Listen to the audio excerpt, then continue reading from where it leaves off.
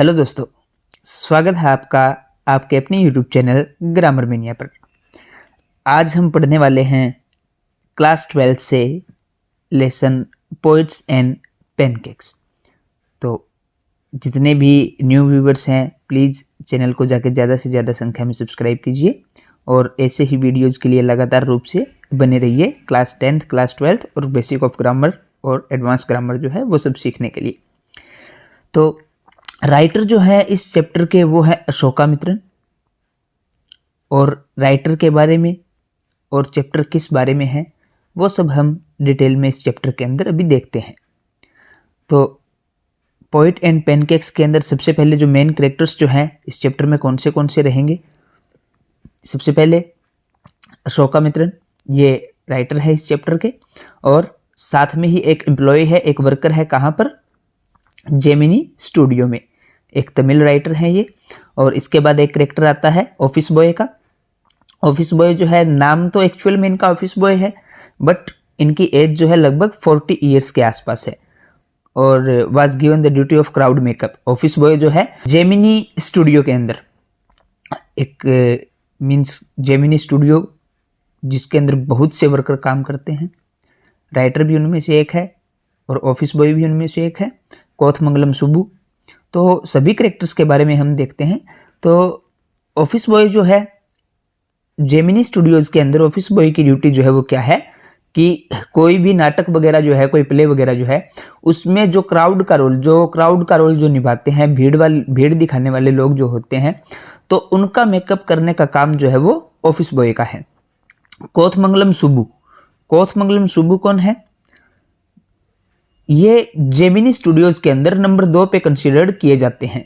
Number 2 पे कहने का मतलब क्या है कि जेमिनी स्टूडियो के जो बॉस जो हैं उनके बाद इन्हीं का नंबर आता है। ये एक ब्राह्मण है और हमेशा चीयरफुल, और वासन जो कि जेमिनी स्टूडियो के बॉस हैं, जेमिनी स्टूडियो के हेड जो है, इनके प्रति काफ़ी ज़्यादा वफादार हैं, ये काफ़ी ज़्यादा लॉयल है, हमेशा खुशमिजाज नज़र आते हैं। और लीगल एडवाइज़र जो है ये एक लॉयर है, और बाकियों से ये स्टूडियो में अलग है। कैसे है कि ये क्या चीज़ पहनते हैं? पैंट्स पहनते हैं, टाई लगाते हैं, और नाम तो वैसे इनका लीगल एडवाइज़र है, लेकिन इसके बिल्कुल अपोजिट है। ये अपोजिट है का मतलब क्या है कि इन्होंने बहुत सी एक्ट्रेसेस का कैरियर जो है वो डिस्ट्रॉय कर दिया, खराब कर दिया अपने बिहेवियर के कारण। इनका बिहेवियर ही कुछ ऐसा था। एसएस वासन, ये बॉस ऑफ जेमिनी स्टूडियो के हेड जो है, बॉस जो है एसएस वासन है। और जेमिनी स्टूडियो कहाँ पर लोकेटेड है? चेन्नई के अंदर। और कब की किस समय की बात थी? 1940 की बात थी। इसके बाद सबसे इम्पोर्टेंट, और ये एग्जाम के अंदर क्वेश्चन पूछा जाता है कि इंग्लिश पोइट कौन थे जिन्होंने जेमिनी स्टूडियो में विजिट किया था? स्टीफन स्पेंडर एक इंग्लिश पोइट है, एक एडिटर भी है, एक कम्युनिस्ट है, और एक ब्रिटिश पीरियोडिकल के एडिटर, यानी जिसका नाम है द एनकाउंटर के एडिटर हैं स्टीफन स्पेंडर। इसके बाद कोथमंगलम सुब्बू और एसएस वासन का एक फोटो यहाँ पर दिखाया हुआ है, और स्टीफन स्पेंडर। तो आगे देखते हैं, शुरू करते हैं इस चैप्टर की समरी बिल्कुल इजी वे में।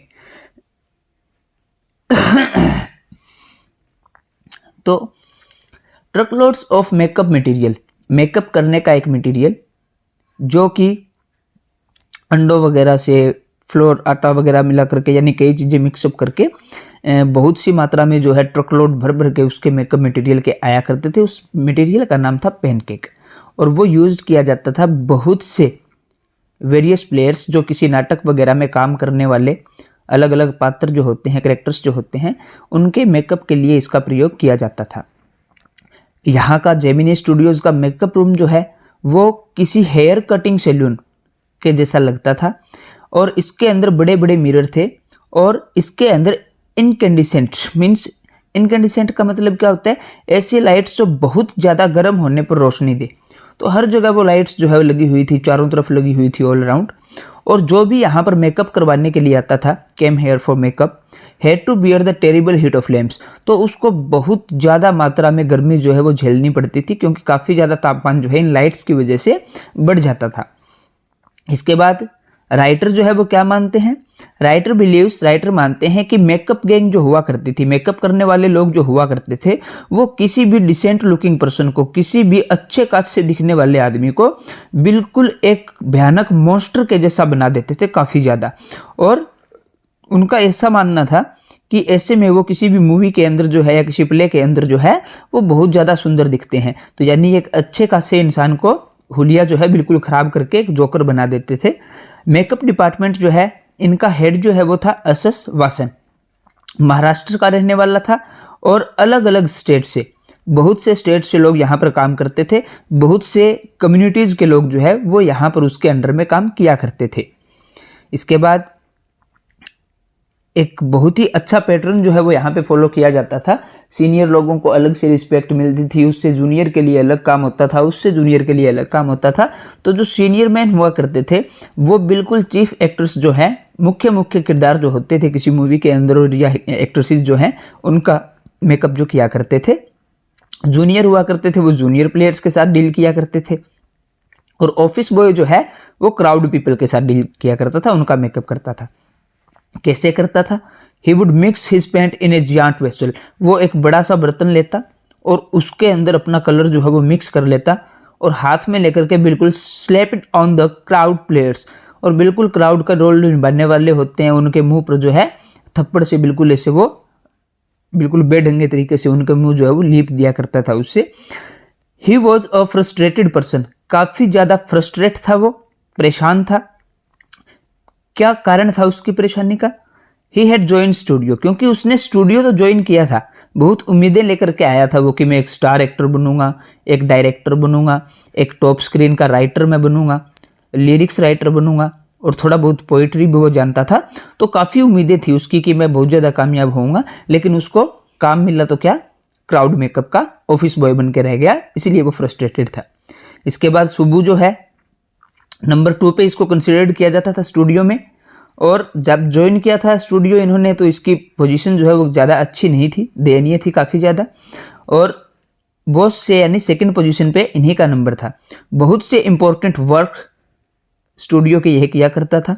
सुबू हमेशा चीयरफुल रहता था, काफ़ी वफादार था, लॉयल, और इनके पास सॉल्यूशन हुआ करता था टू एवरी प्रॉब्लम, हर एक समस्या का। यह he was the most important person for the golden days of Gemini studios. Gemini studio के जब अच्छे खासे दिन चल रहे थे बहुत बढ़िया, तो वहाँ पर ये उसके लिए स्टूडियोज़ के लिए सबसे मीन्स इम्पोर्टेंट पर्सन जो है इनको माना जाता था। क्या टैलेंट था इनके अंदर? He had a talent of writing great poetry. Poetry काफ़ी अच्छा लिखते थे, लेकिन वो सिर्फ मासीज के लिए लिखने यानी नॉर्मल पर्सन के लिए ऐसे ज़्यादा डीपली नहीं, ऐसे ही लिखा करते थे फ्री टाइम में। और अमेजिंग एक्टर, काफ़ी ज़्यादा अमेजिंग एक्टर थे, लेकिन कभी भी इन्होंने लीड रोल के लिए ऐसा नहीं है भी हाँ मुझे लीड रोल चाहिए। एक्चुअली में क्या होता था, कोई भी रोल इनको दिया जाता था वो इतने अच्छी लगन के साथ उस रोल को अदा करते थे कि जो कि लीड रोल के अंदर जो एक्टर होते हैं उनको भी पीछे छोड़ देते थे। इनका लव जो है काफ़ी ज़्यादा जेन्युइन हुआ करता था उन लोगों के प्रति जो इनसे अक्सर मिला करते थे, तो काफ़ी ज़्यादा अच्छे तरीके से, अच्छे मिजाज से ही उनके साथ पेश आते थे। इतना अच्छा कैरेक्टर होने के बावजूद भी सुबू जो है उसके बहुत से दुश्मन बना रखे थे, इसके पीछे भी कारण है। One of them was the office boy. इनमें से ये एक ऑफिस बॉय है। हालांकि ऑफिस बॉय जो है उसके पास काफ़ी टैलेंट जो एक तरीके से हम कह सकते हैं, लेकिन सुबू जो है ब्राह्मण होने के कारण जो है इसको टॉप रैंक के ऊपर जो है रखा गया था स्टूडियो में, और ऑफिस बॉय जो है वो इसको अपना सबसे बड़ा दुश्मन मानते थे। ऑफिस बॉय सुबू को रिस्पॉन्सिबल मानते थे सारे अपने वॉज के लिए, कि उसके जितने भी दुख हैं या वो स्टूडियो में आगे ग्रो नहीं कर पाया, उसके पीछे का कारण जो है वो सुबू को मानते थे। सुबू जो है वो क्या काम करता था?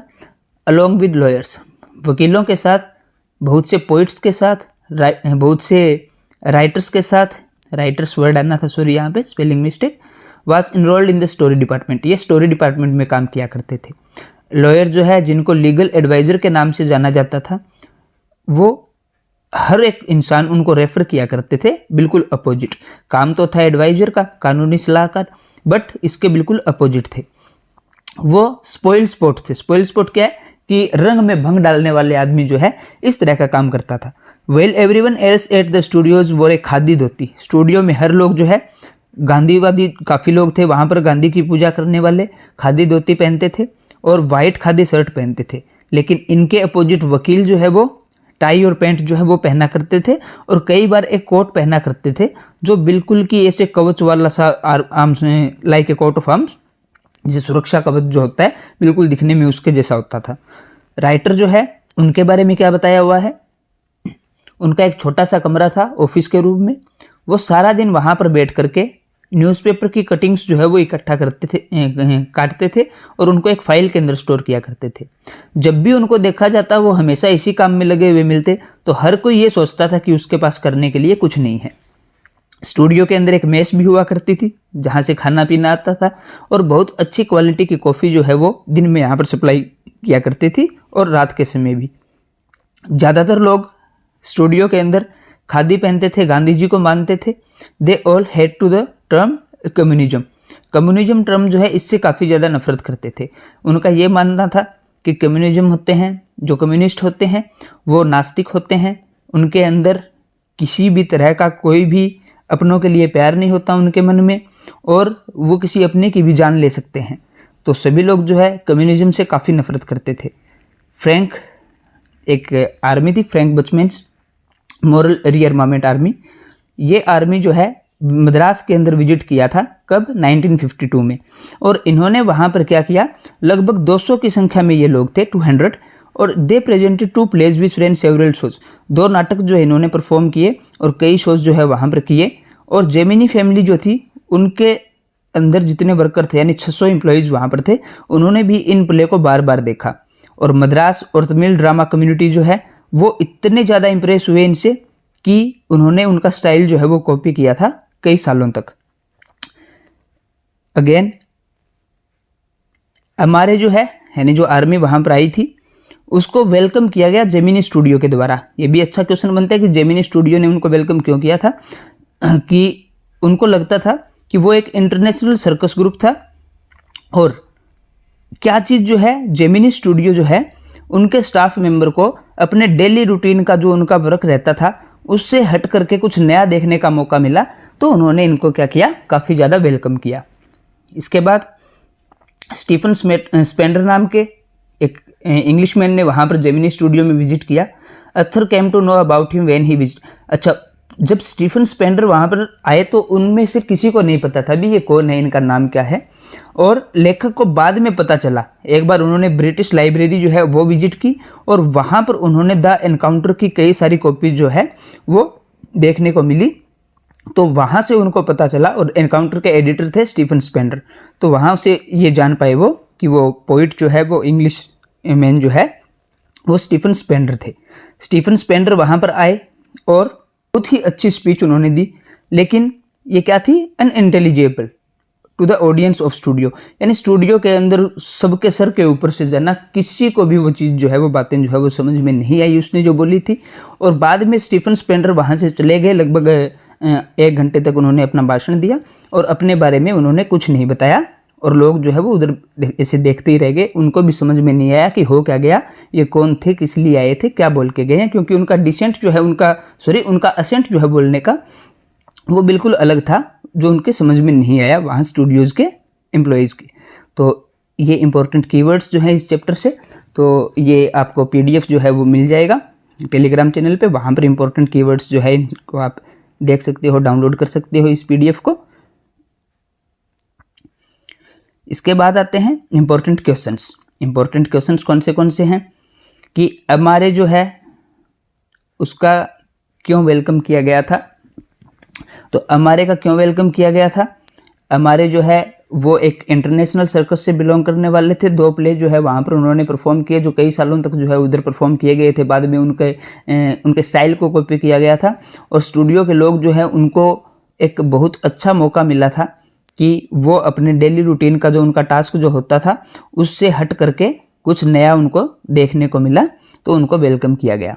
एपिसोड एक्सप्लेन करना है इंग्लिश विजिटर का स्टूडियो में, तो सिंपल सा है कि इंग्लिश विजिटर वहाँ पर आए थे, उन्होंने स्पीच दिया काफ़ी, जो लोगों के काफ़ी कुछ बिल्कुल समझ में नहीं आया था।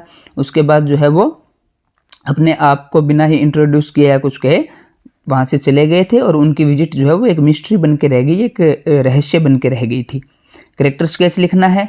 सुबू का और ऑफिस बॉय का काफ़ी ज़्यादा इंपॉर्टेंट है बोर्ड्स एग्जाम जो है उसके पॉइंट ऑफ व्यू से, और सुबू का कैरेक्टर स्केच काफ़ी ज़्यादा इंपॉर्टेंट है इस चैप्टर के अंदर, बिकॉज आधे से ज़्यादा चैप्टर जो है सुबू के बारे में ही सारी बातें जो है वो करता है। इसके बाद मेकअप डिपार्टमेंट जो है उसके ऊपर ब्रीफ नोट जो है वो लिखना है। आप इसमें बता सकते हो कि वहाँ का वो जैसे कि हेयर कटिंग सैलून के जैसे वो लगता है उनका स्टूडियो जो है, और उसके बाद और चीज़ें जो है वो कौन सी बताई जा सकती है, जैसे कि वहाँ पर जो मेकअप करवाने के लिए आते हैं उनको कितनी ज़्यादा हीट जो है वो बियर करनी पड़ती है, सहन करनी पड़ती है। आप एक किस तरीके से जो है सीनियर जो है वो सीनियर एक्टर्स का मेकअप करते हैं, जूनियर जो है वो उनका ऑफिस बॉय के बारे में बता सकते हो। राइटर का क्या काम होता था, लीगल एडवाइज़र, तो उन सब के बारे में आप एक लॉन्ग आंसर टाइप क्वेश्चन जो है वो बना सकते हो। What does the god that failed refer to? The god that failed ये एक बुक का नाम था, और ये किस चीज़ से रेफर करता है? ये 5-6 राइटर्स जो हैं उन्होंने मिलकर के एक बुक लिखी थी, द गॉड दैट फेल्ड, और इनमें से ही कम्युनिज्म के बारे में थी ये बुक, और इनमें से ही एक वो पोइट थे Stephen Spender. Poet, why is the poet's visit referred to as a mystery? Poet की विजिट को मिस्ट्री क्यों बताया गया है? सिंपल सा जो पहला क्वेश्चन जो है वो जैसे कि मैंने बताया था कि एक पोइट वहाँ पर विजिट करता है, लेकिन उसके बारे में किसी को नहीं पता होता कि ये कौन है, और ना ही वो अपने आप को इंट्रोड्यूस करता है। लास्ट में स्पीच देने के बाद चला जाता है, और वो स्पीच किसी को समझ में नहीं आती, उसका एसेंट जो है वो ऐसा ही होता है, तो वो समझ नहीं पाते, तो उसकी विजिट जो है एक रहस्य बन के रह जाती है। लीगल एडवाइज़र जो है उनको अपोजिट क्यों रेफर किया जाता था? लीगल एडवाइज़र जो है एक तो उनका ड्रेस कोड जो है बाकियों से अलग हुआ करता था, खादी धोती पहनते थे बाकी, लेकिन वो टाई और पैंट्स जो है वो पहना करते थे, और एक कोट भी है जो कि काफ़ी ज़्यादा कोट ऑफ आर्म्स के जैसा लगता था। और दूसरा है कि उन्होंने कई एक्ट्रेसेस जो हैं उनका कैरियर जो है वो ख़राब कर दिया था अपने बिहेवियर के कारण। What was the notion about A communist? Communist के बारे में क्या धारणा थी उस समय? कम्युनिस्ट के बारे में क्या धारणा थी कि कम्युनिस्ट एक नास्तिक होता है, और उसके मन में अपनी फैमिली के प्रति या अपने चाहने वालों के प्रति जो है जितने भी उनके रिलेटिव्स वगैरह होते हैं, वो कोई भी अच्छी भावना जो है या प्यार जो है उनके अंदर जो है वो नहीं होता। काफ़ी ज़्यादा निर्दयी हम एक तरीके से लगा सकते हैं, इस तरह के लोग होते हैं, और वो किसी अपने की भी जान जो है वो ले सकते हैं। ऐसे लोग जो है वो धारणा मानते थे कम्युनिस्ट के बारे में। तो ये सभी इस चैप्टर के अंदर जो है आपके इंपॉर्टेंट क्वेश्चंस जो है एग्जाम के पॉइंट ऑफ व्यू से, और सबसे ज़्यादा इंपॉर्टेंट जो है कैरेक्टर स्केच ऑफ सुबू जो है वो काफ़ी ज़्यादा इंपॉर्टेंट रहेगा बोर्ड एग्जाम के लिए। तो आई होप सो कि आपको काफ़ी अच्छे से ये चैप्टर जो है वो क्लियर हो गया होगा। तो जितने भी यहाँ पर कैरेक्टर्स जो हैं उनके बारे में आपको अच्छे से पता होना चाहिए, चाहे वो ऑफिस बॉय हो, चाहे वो एसएस वासन। और जो शॉर्ट आंसर टाइप क्वेश्चन होते हैं उनमें एक तो ये क्वेश्चन जो कि वहाँ पर विजिट करने वाले स्टूडियो में इंग्लिश पोइट का क्या नेम था, और जेमिनी स्टूडियो के बॉस का क्या नेम था, ये क्वेश्चन बहुत ज़्यादा रिपीट पर पूछे गए हैं।